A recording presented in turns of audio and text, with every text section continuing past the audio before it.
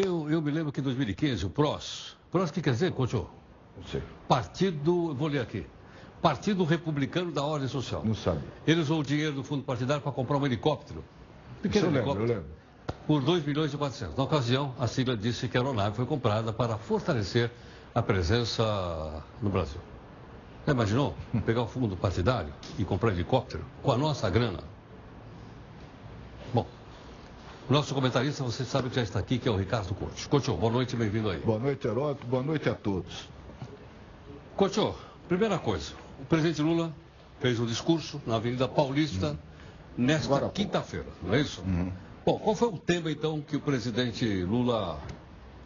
Olha, a impressão que me deu, eu acompanhei uma parte do discurso da noite e da entrevista que ele deu à tarde para um grupo de jornalistas esportivos no YouTube, né? A impressão que me deu é que é um discurso muito repetitivo e antigo. As coisas que ele fez no governo, a história dele, a história do PT, não aponta para o futuro. A impressão que me deu à tarde e agora à noite, ele está vendo um filme em branco e preto. Está vendo o filme branco e preto, né? Sabe? Com som ou sem som? Porque aqueles do Carlito era branco e preto e ainda não tinha... Esse som. é com som. O som não estava bom porque foi transmitido por celular, então não estava bom, mas deu para entender. O Lula não falou nada de novo, né? Ele fez as mesmas críticas de sempre, à mídia, né? A Lava Jato, aos procuradores, ao juiz. Mas é engraçado que eu me lembro, quando ele venceu a eleição em 2002, a primeira que ele ganhou, eu trabalhava com ele, o lema era a esperança venceu o medo, né? No dia que ganhou a eleição, tinha camiseta. Mas que era sem medo de ser feliz? Não, essa é bem mais antiga. Essa é mais antiga. Essa é de 89. 89. 2002 era a esperança venceu o medo, era o Duda Mendonça, né?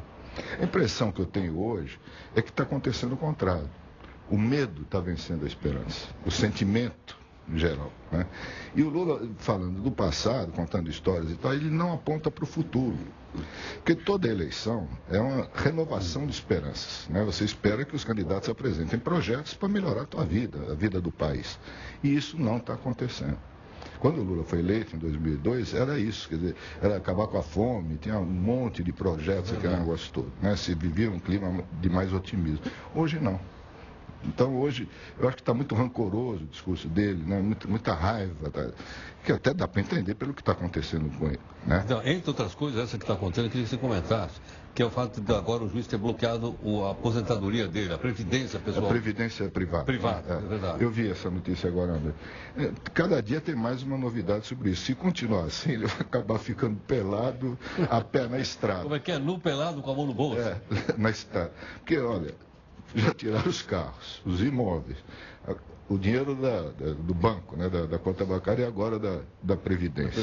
Eu nunca vi isso acontecer com outros réus condenados, não me lembro, né? Mas, enfim, está acontecendo isso, então dá para entender esse discurso raivoso do Lula.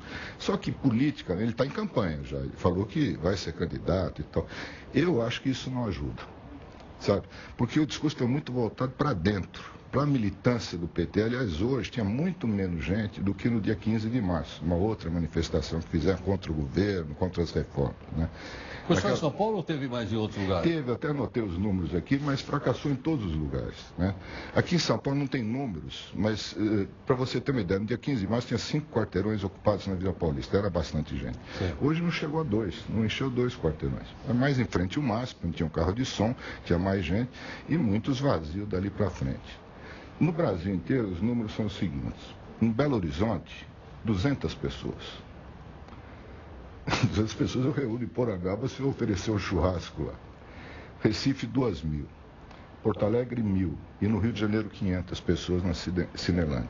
Isso mostra que o povo está cansado de manifestações, de protestos, de ir para a rua. Né? Nós tivemos uma greve geral recente, acho que semana passada, aí, que também foi muito pouco. Aliás, nós até nos trouxemos aqui pessoa para explicar porque tinha fracassado. Essa resposta nós não temos. E não temos a resposta principal. Qual é a saída para o Brasil? O Lula não está dando, eu não ouvi isso hoje, 2 pronunciamentos dele. E os outros candidatos também não. Um é contra o outro, um critica o outro, mas não aponta o que quer fazer caso seja eleito, né? Agora, nós mostramos agora um pouquinho também o presidente Temer fazendo mais uma solenidade, né? O Pará todo dia tem solenidade. Sempre pegou essa história e todo mundo faz. Então, em que ele falou que o país está crescendo, bababá, bababá, bababá. Você acha que o fato de haver essa avancia, o pessoal está cansado de tanta coisa, pode relaxar e os deputados então dizer, bom, olha, eu vou chegar lá no dia 2 e vou votar a favor do Temer e depois eu explico isso para os meus eleitores. Isso aí só vai dar para saber quando eles voltarem das bases eleitorais. No dia 2? No dia 2. 2 de agosto. 2 de agosto, tá. Logo no começo de agosto. Por que isso? Porque eles vivem num mundo à parte ali em Brasília, é uma ilha, né? Em outro mundo, em outro tempo. Eu acho que o presidente Temer também. Ele está muito otimista, as coisas estão melhorando e tudo. Ele quer dar um ânimo na população. Claro. Né? Quando o clima que a gente nota nas ruas e tal é exatamente o contrário. Né? Mas isso a gente só vai saber agora, é tudo imprevisível. Uma coisa que eu queria lembrar, Heródoto, que você mostrou aí agora, o dinheiro que é gasto, né, com campanhas políticas, com fundo partidário e tal. Hoje o governo cortou 5 bilhões de despesas gerais. Cortou? Cortou. Aumentou combustível, cortou despesas. É verdade. Nós já gastamos 1 bilhão, mais ou menos, com o fundo partidário. Mas, bi? Só que o ano que vem vai ser muito mais, porque agora estão querendo criar a reforma política, o fundo de campanha, né? Com a proposta inicial de 2 bilhões. Mas o Romero Jucá já achou pouco, já estão chegando a 4 bilhões. Ou seja, o que foi cortado hoje de despesa pública, serviços públicos, né, é mais ou menos o que eles vão... Quanto é que o governo liberou agora aquelas emendas parlamentares esse mês? Olha, tem muitos cálculos diferentes que variam de 2 bilhões e meio a... Veja bem, Heródoto, isso saiu domingo no jornal O Globo. A 15 bilhões, se somar todo o dinheiro que foi liberado para municípios, convênios, deputados, senadores e tal. Então, nessa hora, o dinheiro aparece. Né? Esse é o grande contraste do Brasil. É o contraste entre o mundo oficial e o mundo da vida real onde nós estamos. E o que eu vi até agora, e hoje o presidente Lula, não tem nenhum sinal de que isso possa mudar tão cedo. Não se aponta no horizonte alguma coisa boa e nova que possa acontecer. Nós estamos muito discutindo o passado, de olho no retrovisor, e não estamos olhando para frente. E não adianta só falar, a gente sabe, né? Precisa ter fatos concretos. O lado político dos impostos, qual é? Heródoto, a gente lembra no ano passado, um ano e pouco atrás, as grandes manifestações na Avenida Paulista, falamos agora há pouco, eram protestos contra a corrupção e o aumento de impostos. Né? Se dizia que o governo da época... Ia pagar o Dilma, pato, nós pusemos o pato ali. Aí criaram o pato, né?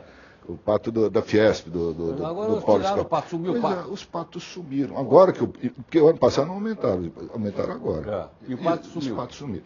Aí eu dei uma sugestão no meu blog hoje, que é o seguinte, onde é que estão esses patos? Estão em algum lugar, no estacionamento, em um porão e tal. Porão da Fiesp. E de outro lado, tem tantos moradores de rua que ontem, né, por um descuido, segundo o prefeito, molharam as roupas, os cobertores dos mendigos moradores de rua, podia fazer uma parceria público-privada. Pegar o espaço onde estão os patos que estão enfurnados e ceder para o pessoal do sem-teto, que não tem onde morar. Né? Para fazer tenda? Hein? Fazer tenda? Deve se abrigar ali. Né? Ou então pegar os patos e fazer uma cobertura, né? Como se fosse uma lona. Né? São os contrastes, né, que a gente vê em São Paulo. Né?